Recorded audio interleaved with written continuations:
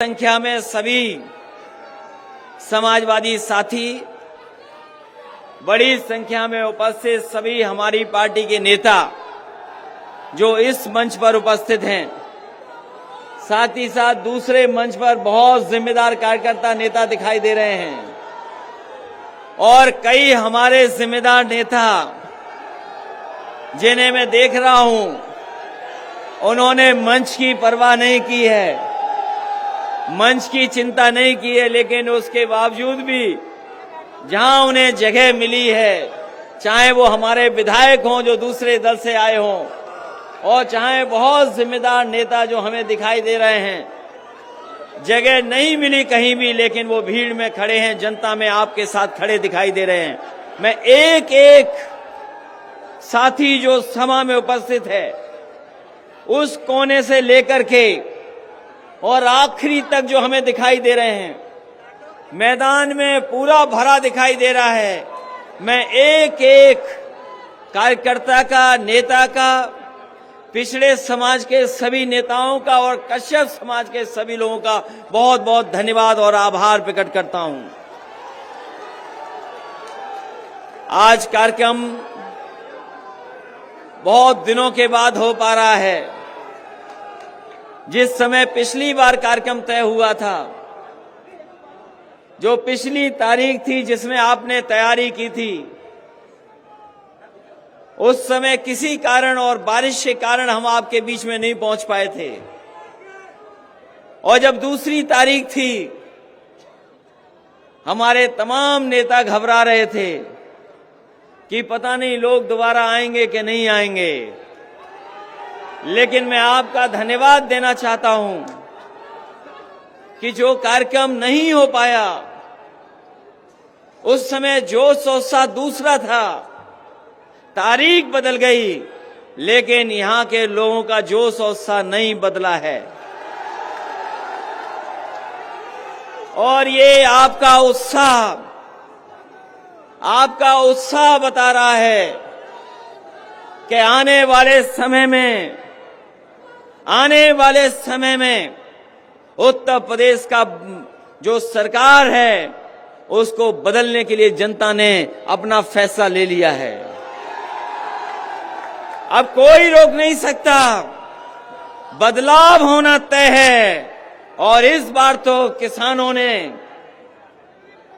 किसानों ने, गरीबों ने तय किया है कि इस भारतीय जनता पार्टी का सफाया करने का काम करेंगे। और मैं कह सकता हूं कि 22 अगली साल है, जो 22 अगली साल होने वाली है, किसानों का इस बार इंकलाब होगा और 22 में बदलाव होगा, कोई रोक नहीं सकता। क्योंकि जब हमें किसान नेता दिखाई दे रहे हों,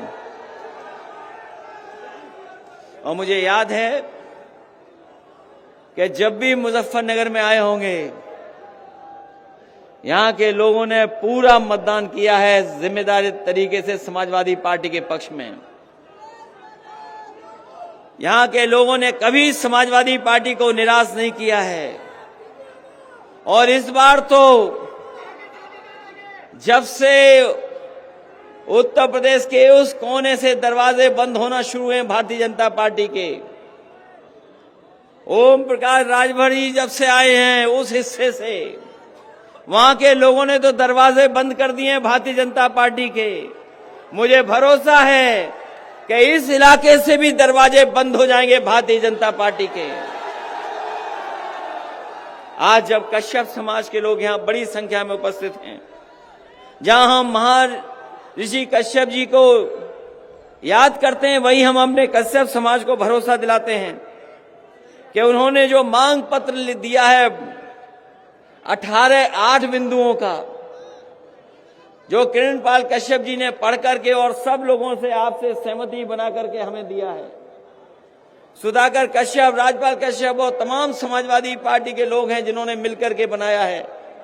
हम अपने कश्यप समाज के लोगों को भरोसा दिलाते हैं कि आने वाले समय में जब भी समाजवादी पार्टी को मौका मिलेगा, आपके तमाम समस्याओं का समाधान कर करके और इन मांगों को मांग करके आपके बीच में भी सम्मान दिलाने का काम समाजवादी लोग करेंगे।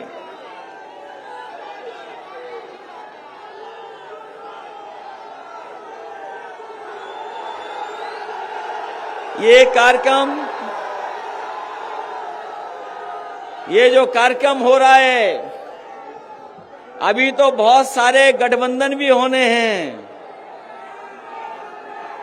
समाजवादी पार्टी का गठबंधन होने जा रहा है, कई दलों को साथ लिया है और बहुत जल्दी और दलों के साथ भी आने वाले समय में गठबंधन होगा। लगातार समाजवादी पार्टी जोड़ रही है लोगों को,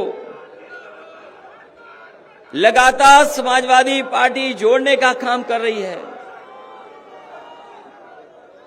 दलों को जोड़ रहे हैं, किसानों को, मजदूरों को, नौजवानों को, व्यापारियों को, आज चाहे वो अगड़े हों, पिछड़े हों, सबको जोड़ने का काम समाजवादी पार्टी कर रही है। और जोड़ करके हम आपको कहना चाहते हैं, ये दूसरे दलों की सरकार तो आपने देख ली है, इन्होंने आपको धोखा दिया, आपको जो लालच दे करके वोट ले लिया, आपको सपने दिखा करके वोट ले लिया। लेकिन हमारे ये पिछड़े जानते होंगे, कश्यप समाज के लोग जानते होंगे, इन्होंने पूरी ईमानदारी से भारतीय जनता पार्टी को वोट दिया, लेकिन सत्ता में आने के बाद इनके हक और सम्मान को छीनने का काम किया। आप तो मुख्यमंत्री बनवा रहे थे, हमें याद है वो चुनाव, यही हमारे निषाद, कश्यप, बाथम समाज के लोग मुख्यमंत्री के लिए दे रहे थे वोट कि उनका सम्मान बढ़ेगा, उनको भी हक मिलेगा। लेकिन सरकार बनने के बाद बताओ आपको क्या मिला है?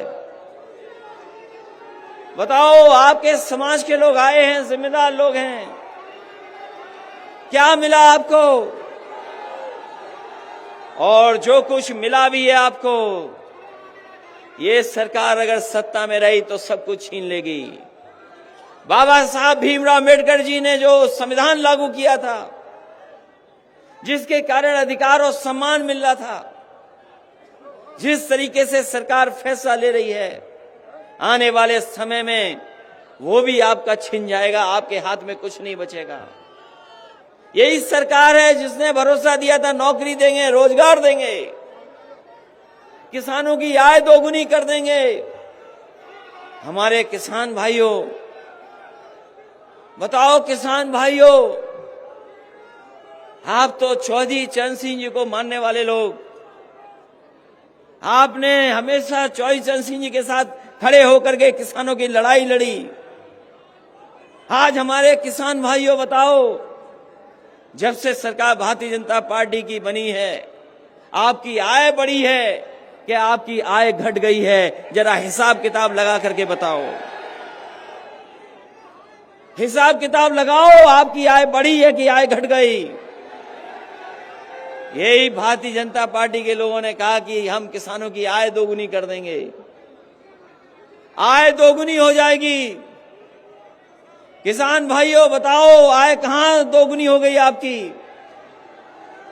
आय दोगुनी नहीं हुई, महंगाई बढ़ गई। महंगाई कहां पहुंच गई? महंगाई हमारे लोग, ये बुजुर्ग साथी हैं, नौजवान हैं, इन नौजवानों को याद होगा कि बताओ 2014-17 में डीजल पेट्रोल की कीमत क्या थी?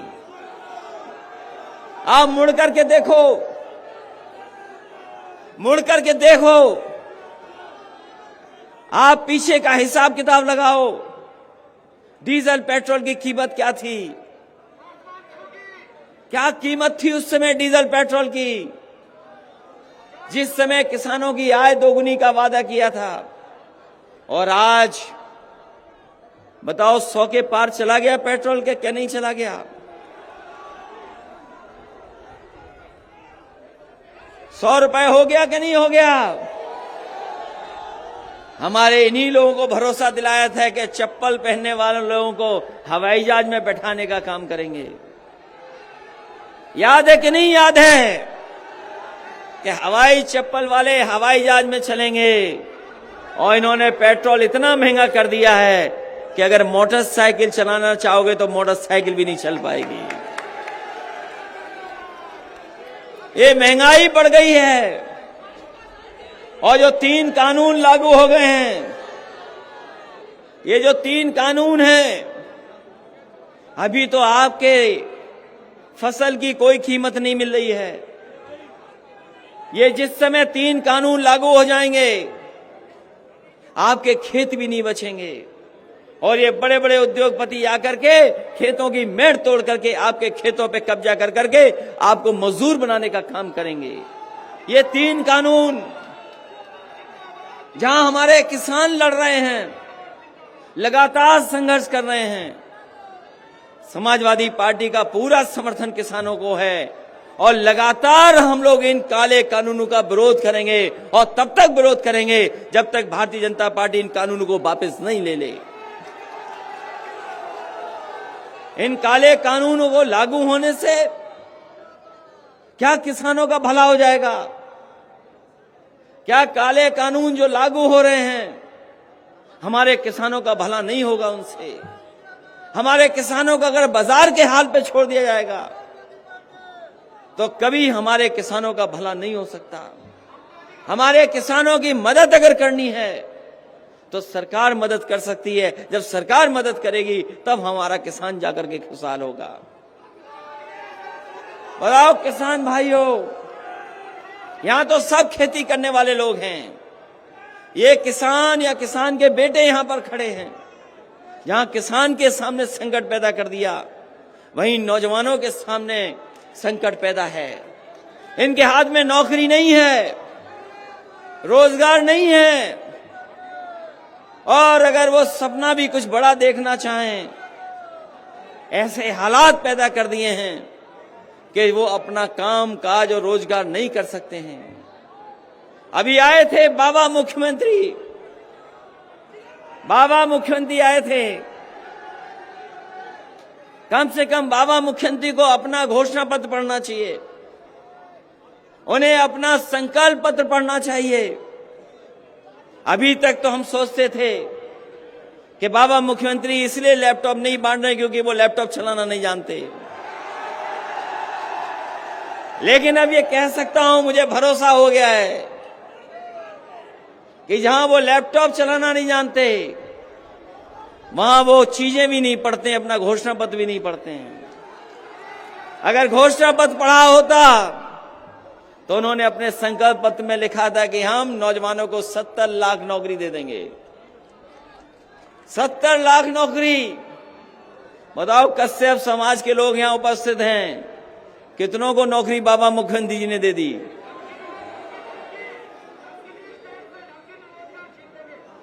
कोई नौकरी दी हो तो बताओ। और वो दिन याद करो जब एक बार बाबा मुख्यमंत्री जी कह रहे थे कि हम पे नौकरी तो बहुत है, लेकिन हमारे नौजवानों में टैलेंट नहीं है। याद है कि नहीं याद नौजवान साथियों? एक बार मुख्यमंत्री से पूछा कि आप नौकरी नहीं दे रहे हो, इन नौजवानों को रोजगार नहीं दे रहे हो, तो हमारे मुख्यमंत्री जी कह रहे थे कि नौकरियां तो बहुत हैं, रोजगार तो बहुत हैं, लेकिन नौजवानों में टैलेंट नहीं है। इसलिए साथियों, तय करो आपको कौन सा मुख्यमंत्री चाहिए, कौन सी सरकार चाहिए।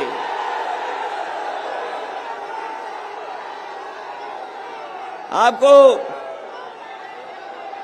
योग्य सरकार चाहिए कि वैसी सरकार चाहिए? योग्य सरकार चाहिए कि गप वाली सरकार चाहिए? अभी आकर के याद दिला गए कि पलायन हो गया है, पलायन। अभी मुख्यमंत्री जी कह रहे हैं पलायन हो गया, और सच्चाई तो ये है कि अगर उत्तराखंड से मुख्यमंत्री जी का पलायन न होता तो 5 साल हमारे खराब नहीं होते। अगर उत्तराखंड से पलायन होकर के यहां ना आते तो 5 साल हमारे खराब नहीं होते। याद करो 5 साल में समाजवादियों ने क्या क्या काम करके दिखाए। ये जो कभी कभी एम्बुलेंस आप बुलाते हो फोन कर करके, जिस समय कोरोना था लोगों के बाहर नहीं निकल सकते थे, अपने घरों में बंद कर दिया था। आप घरों से नहीं निकल सकते थे बीमारी में। इस सरकार ने न दवाई दी, न अस्पताल दिया, न ऑक्सीजन दी। हमारे तमाम गरीब अनाथ छोड़ दिए, उन्हें सही समय पे इलाज नहीं मिला। और सच्चाई ये है कि भारतीय जनता पार्टी ने अगर सही समय पर ऑक्सीजन दे दी होती तो हमारे गरीबों की इतने बड़े पैमाने पे जान नहीं जाती, बहुत से गरीबों की जान बच जाती। इन्होंने कोरोना में कोई इंतजाम नहीं किया, जनता को अनाथ छोड़ दिया। और यही सड़कों पर आपने देखा होगा जिस समय लॉकडाउन हुआ हमारे मजदूर घर जाने के लिए तकलीफ और परेशानी में पैदल चलते रहे। कोई इंतजाम सरकार ने नहीं किया। अगर किसान और गरीब अपने घर जाना चाहता था, इलाज चाहता था, उस समय सरकार ने अनाज छोड़ दिया था। अगर कोई चीज काम आ रही थी उस समय पर तो वही समाजवादी सरकार में एम्बुलेंस 102 और 108 ने गरीबों की मदद करने का काम किया था। ये सुधार लाए थे हम। और यही सुधार नहीं, ये हमारे बाबा मुख्यमंत्री जी को समझते ही नहीं है। बहुत कह रहे कानून व्यवस्था ठीक की है, बहुत दावा करते हैं कि कानून व्यवस्था ठीक की है। बताएं मुख्यमंत्री जी, पूरे देश में कहीं भी पुलिस किसी की हत्या कर रही हो तो बताओ। और एक उदाहरण नहीं, हम कई उदाहरण उत्तर प्रदेश के दे सकते हैं जहां पर बीजेपी की सरकार में निर्दोष लोगों की हत्या हो गई। कौन भूल जाएगा गोरखपुर, एक व्यापारी अपने साथियों के साथ कारोबार और गोरखपुर को घूमने गया था। उसे नहीं पता था कि गोरखपुर में क्या हो जाएगा उसके साथ। एक व्यापारी कानपुर का अपने कारोबार की लेकर के और गोरखपुर को देखने गया। रात में पुलिस आई, उसके कमरे में पूछताछ के बहाने इतना मारा कि उस व्यापारी की वहीं जान चली गई। बताओ कौन दोषी है? कोई दोषी अगर है तो भारतीय जनता पार्टी की सरकार दोषी है। जो मुख्यमंत्री अपने यहां, अपने गांव में, घर में, गृह जनपद में अगर व्यापारी को सुरक्षित नहीं रख सकता है तो उससे कानून व्यवस्था की कोई उम्मीद नहीं की जा सकती है। जब आपके बीच में जब मैं आया हूं, जब आज आपके बीच में आया हूं तो कल की घटना भी सोच लो। एक नौजवान को पुलिस उठा ले गई और उसको इतना मारा है थाने में। पुलिस ने इतना अन्याय किया है कि उस नौजवान की जान चली गई। अगर कोई दोषी है उसके लिए तो भारतीय जनता पार्टी की सरकार दोषी है उस नौजवान की जान जाने के लिए। ये दो घटनाएं नहीं, अगर आंकड़े देखें मुख्यमंत्री जी, हम तो सोचते थे कि आपके पास तो बड़े जानकार लोग हैं, आप तो हर चीज पे नजर रखते हो। कभी नेशनल ह्यूमन राइट कमीशन का डाटा मंगवाना, कभी नेशनल ह्यूमन राइट कमीशन के डाटा मंगवाना कि अगर सबसे ज्यादा अन्याय जनता पर कहीं हो रहा है तो उत्तर प्रदेश में भारतीय जनता पार्टी की सरकार में अन्याय हो रहा है। सबसे ज्यादा कस्टोडियल डेथ अगर कहीं हुई है तो उत्तर प्रदेश में हुई है, यही भारतीय जनता पार्टी की सरकार में। आप ठोको नीति चला रहे हो, आप जिसको चाहो उसको ठोक दे रहे हो। कभी सोचा है उसका असर क्या हुआ? अभी हाल ही में फर्रुखाबाद में आपके जेलर पिट गए, आपके डिप्टी जेलर पिट गए, 30 से ज्यादा लोगों घायल हो गए क्योंकि वहां पर जेल में यही नहीं पता था, अपराधियों को, पुलिस को यही नहीं पता था किसको ठोकें। पुलिस जेल के अंदर कैदियों को ठोक रही थी और कैदी पुलिस को ठोक रहे थे। यही आपकी कानून व्यवस्था है। और सबसे सबसे अच्छी सुविधा देने का काम समाजवादियों ने किया पुलिस को। कभी पुलिस विभाग में इतने प्रमोशन नहीं होंगे जितने समाजवादियों ने करके दिखाए। इतने प्रमोशन कभी नहीं हुए।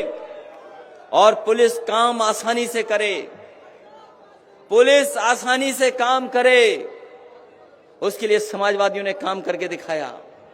ये जो 100 नंबर आप मिलाते हो फोन पर, पुलिस आपकी मदद के लिए पहुंच जाती है। ये अगर किसी ने सुविधा दी है तो समाजवादी लोगों ने 100 नंबर की सुविधा देने का काम किया। आपने सुविधा को बेहतर नहीं किया। आप टायर नहीं बदल पाए, आप गाड़ी के टायर नहीं बदल पाए, गाड़ी नहीं ठीक कर पाए, गाड़ियों की संख्या नहीं बढ़ा पाए। केवल एक काम किया है, 100 नंबर का नंबर 112 कर दिया है। 100 नंबर था वो 112 हो गया। और हम आपसे कहना चाहते हैं, अच्छा हुआ मुख्यमंत्री जी आपके बीच में नहीं आए, आपके बीच में नहीं आए। अगर वो रंग देख लेते पीला तो इसका रंग बदल देते। उनका सबसे अच्छा काम है विकास, सबसे अच्छा काम यही करते हैं, विकास में रंग बदल देते हैं, नाम बदल देते हैं। इसलिए ठोको नीति चलाने वालों ने उत्तर प्रदेश की कानून व्यवस्था बर्बाद कर दी। लोगों की जान गई जाने कितनों की। और विकास के नाम पर केवल नाम बदला जा रहा है, रंग बदला जा रहा है। और 4.5 साल बाद भी समाजवादियों के काम के शिलान्यास हो रहे, उद्घाटन के उद्घाटन हो रहे हैं। अभी तक मुख्यमंत्री वो काम नहीं कर पाए जो अपना शिलान्यास किया हो, उस काम को उद्घाटन कर दिया हो। इसलिए इस मौके पर हम आपसे कहना चाहते हैं कि जहां उत्तर प्रदेश के लोग बदलाव चाहते हैं, परिवर्तन चाहते हैं, परिवर्तन चाहते हैं, बदलाव चाहते हैं, वो नहीं चाहते कि ऐसी सरकार हो जो झूठ बोलती हो, जनता को धोखा देती हो। वोट लिया पिछड़ों के नाम पर, वोट लिया पिछड़ों के नाम पर, लेकिन पिछड़ों को ही धोखा दे दिया। जो लोग पिछड़ों की गिनती नहीं कर सकते, जो लोग पिछड़ों की गिनती नहीं कर सकते, भूल जाओ पिछड़े लोगों, तुम्हारे लिए कोई कल्याणकारी योजना ला सकते हैं। और जो आपको अधिकार भी मिले थे नौकरी के, धीरे धीरे सब नौकरियां छीनी जा रही हैं। अगर नौकरियां देंगे भी तो बताओ, अगर बड़ी बड़ी संस्थाएं प्राइवेट हो जाएंगी, बिक जाएंगी, तो आपको नौकरी कहां मिलेगी? ये सरकार बेचने वाली है। अभी नोटबंदी के 5 साल गुजरे हैं। नोटबंदी में जो कहा गया था कि भ्रष्टाचार खत्म हो जाएगा, काला धन आ जाएगा, आतंकवाद खत्म हो जाएगा, आज सरकार को बताना चाहिए कि कितना भ्रष्टाचार खत्म हो गया है। आज भ्रष्टाचार कई गुना बढ़ गया है, अन्याय कई गुना बढ़ गया। और जहां कहीं अगर आप न्याय के लिए जाएंगे तो आपको अपमानित करने का काम ये भारतीय जनता पार्टी के लोग कर रहे हैं। इसलिए जनता बदलाव चाहती है, परिवर्तन चाहती है। इसलिए इस परिवर्तन के समय पर और बदलाव के समय पर जब हमारे कश्यप समाज के लोग निकल पड़े हैं, तो इनके साथ साथ और हमारे पिछड़ी जाति के लोग भी निकल पड़ेंगे। क्योंकि सरकार में सम्मान नहीं मिला है, नौकरी नहीं मिली, रोजगार नहीं मिला, अगर कुछ मिला है तो महंगाई मिली है, आपको अपमान मिला है। और ये तो गन्ने का क्षेत्र है।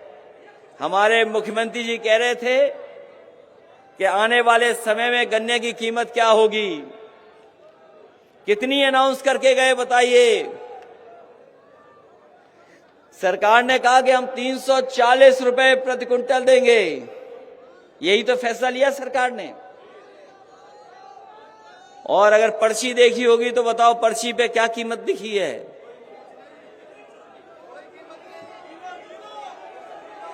हमारे मुख्यमंत्री जी कह रहे थे कि अब गन्ने की कीमत बढ़ाई है सरकार ने, आखिरी साल में कीमत बढ़ाई, आखिरी साल में कीमत बढ़ाई। और कीमत क्या बताई? 340 देंगे प्रति क्विंटल। बताओ किसी की पर्ची पे लिखा है 340? तो आखिरकार ये कौन देगा? ये कौन देगा? जो जाने वाली सरकार है, जो जाने वाले मुख्यमंत्री वो नहीं देंगे आपको। जाने वाले छीन के ले जाएंगे। अगर कोई देगा तो आने वाली सरकार देगी, ये जाने वाली सरकार नहीं देगी। और ठीक कहा हमारे साथियों ने, खाद कहां है, खाद कहां है, खाद कहां मिल रही है, डीएपी कहां मिल रही है, कीटनाशक दवाई महंगी हो गई, सब कुछ महंगा कर दिया। सरकार खाद नहीं दे पा रही है, डीएपी नहीं दे पा रही है, बीज महंगे हो गए, हर चीज महंगी है, खाने पीने की सामान महंगे कर दिए। बताओ खाने पीने का सामान महंगा हो गया क्या नहीं हो गया? और जो किसान हमारा पेट भरता है, जो पहनने को कपड़े देता है, उसको सबसे ज्यादा अपमानित करने का काम भारतीय जनता पार्टी के लोग कर रहे हैं। जो अन्न देता है, अन्नदाता है, उसको अपमानित करने का काम कर रहे हैं। ये काम और कारोबार की बात नहीं करेंगे। ये कारोबार की बात इसलिए नहीं करते हैं क्योंकि कारोबार से हम और आप जुड़ जाते हैं। अगर कोई कारोबार होता है तो कोई एक जाति एक धर्म करती है, उससे जुड़ते सभी लोग हैं। कारोबार जोड़ता है हमें। ये कारोबार की इसीलिए बात नहीं कर रहे हैं। ये नफरत फैलाने वाले लोग हैं, ये लोगों के बीच में दूरियां पैदा करते हैं, ये खाई पैदा करने वाले लोग हैं। इसलिए आने वाले समय में इस चुनाव में जो होने जा रहा है उसमें जवाब देना और भारतीय जनता पार्टी का सफाया करके दिखाना।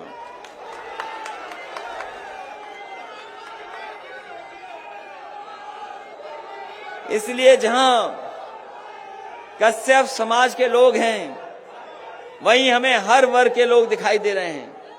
कोई वर्ग नहीं है जिसके लोग यहां शामिल न हों, कोई समाज के लोग नहीं जो हमारे साथ आज खड़े न हो। समाजवादियों के साथ समाजवादी पार्टी कोई एक परिवार की पार्टी नहीं है। ये बीजेपी के लोग कहते हैं कि परिवारवाद है। हम उन्हें कहना चाहते हैं सबसे ज्यादा परिवारवाद अगर कहीं है तो भारतीय जनता पार्टी में है। परिवारवाद अगर कहीं है तो भारतीय जनता पार्टी में भी है। वो अपने यहां नहीं बोल रहे हैं। हमारा परिवार एक ही है और वो है कि हम सब समाजवादी हैं। हम सब समाजवादी हैं। और सोचो कभी पत्रकार साथियों, सोचो पत्रकार साथियों, हमारे मुख्यमंत्री जी को खानदान बहुत याद आता है। हमारे मुख्यमंत्री जी को खानदान बहुत याद आता है। सोचो खानदान किसको याद आता है बताओ आप? जो हारने वाला है, जो खिसियाने वाला है, जो जाने वाला है, उसे ही परिवार याद आता है, खानदान याद आता है। हम समाजवादी लोग हैं, हम सब एक परिवार हैं और इसमें सभी की भागीदारी है और आने वाले समय में सभी का सम्मान करने का काम समाजवादी लोग करेंगे। सभी की भागीदारी होगी, सभी का सम्मान होगा। और एक बहुत पुरानी मांग हमारे पिछड़े भाइयों की है कि पिछड़े लोगों की गिनती हो, पिछड़े भाइयों की। ये सरकार गिनती नहीं करना चाहती है। अगर गिनती करेगी तो वो जानते हैं कि आबादी में कुछ लोग और ज्यादा हैं हमसे, इसलिए गिनती नहीं हो रही है। हम अपने पिछड़े भाइयों को भरोसा दिला के जा रहे हैं कि समाजवादियों को मौका मिलेगा तो आपकी गिनती भी होगी, आपकी भागीदारी भी होगी और आपका सम्मान करने का काम भी समाजवादी लोग करेंगे। इसलिए इस मौके पर हम आप सबका धन्यवाद देना चाहते हैं, आभार प्रकट करना चाहते हैं। जो लोग बड़ी संख्या में लेकर के आए हैं, सहयोग किया, पहले भी हमारे लिए इंतजाम किया पार्टी के लिए, और उस समय कार्यक्रम नहीं हो पाया, आज हो रहा है। आज इस कार्यक्रम को जब आपने सफल बनाया है तो मैं आप सबका धन्यवाद देना चाहता हूं। एक एक नेता का, एक एक कार्यकर्ता का, जो हमें दूर दूर तक दिखाई दे रहे हैं, उनका भी धन्यवाद देते हैं। जो बड़ी संख्या में लोग आए उनका धन्यवाद देते हैं, इस उम्मीद, इस भरोसे के साथ कि आने वाले समय में बदलाव होगा, नई सरकार बनेगी, और हमारे किसानों का सम्मान होगा, नौजवानों को नौकरी होगी, नौजवानों को रोजगार देंगे, महंगाई की राहत मिलेगी। और जो भारतीय जनता पार्टी ने बिजली बढ़ा करके हमारे किसानों को करंट दिया है, हम आपको भरोसा दिलाते हैं उम्मीद से ज्यादा आपको बिजली में राहत देने का काम करेंगे। ये हम आपको भरोसा दिला के जा रहे हैं। बताओ, बिजली के बिल से करंट लग रहा है कि नहीं लग रहा आपको? एक बिजली की यूनिट नहीं बनाई बाबा जी ने, एक बिजली की यूनिट नहीं लगाई बाबा जी ने, और बिजली का बिल कितना बढ़ा दिया आपका। जैसे ही बिजली का बिल आता है, बताओ करंट लगता है कि नहीं लगता आपको? इसलिए हम आपको भरोसा दिला के जा रहे हैं कि समाजवादी सरकार बनेगी तो आपको उम्मीद से ज्यादा राहत देने का काम किसानों को और बुनकर भाइयों को करेंगे। पहले भी सिंचाई माफ थी, सिंचाई माफ थी कि नहीं थी? और आपकी एम्बुलेंस फ्री थी। इसलिए जहां हम पढ़ाई के लिए काम करना चाहते हैं, सिंचाई भी मुफ्त करने का काम करेंगे और अपने किसानों को ज्यादा से ज्यादा राहत देंगे, क्योंकि जब हमारा किसान खुशहाल होगा तब जाकर के हमारा देश खुशहाल होगा। इन्हीं शब्दों के साथ कश्यप समाज के सभी लोगों का मैं बहुत बहुत धन्यवाद देता हूं, इस उम्मीद, इस भरोसे के साथ कि आने वाले समय में उत्तर प्रदेश में बदलाव होकर के किसानों की सरकार बनेगी और एक ऐसी किसान और गरीब नौजवानों को सम्मान देने वाली सरकार बनेगी जिसके साथ बहुमत होगा। और जहां तक गठबंधन का काम है, लगातार हम लोग छोटे दलों को, क्षेत्रीय दलों को जोड़ने का काम कर रहे हैं, जिससे कि समाजवादी पार्टी की ताकत उत्तर प्रदेश में दिखाई दे। इन्हीं शब्दों के साथ एक बार फिर आप सबका धन्यवाद, बहुत बहुत बधाई आपको।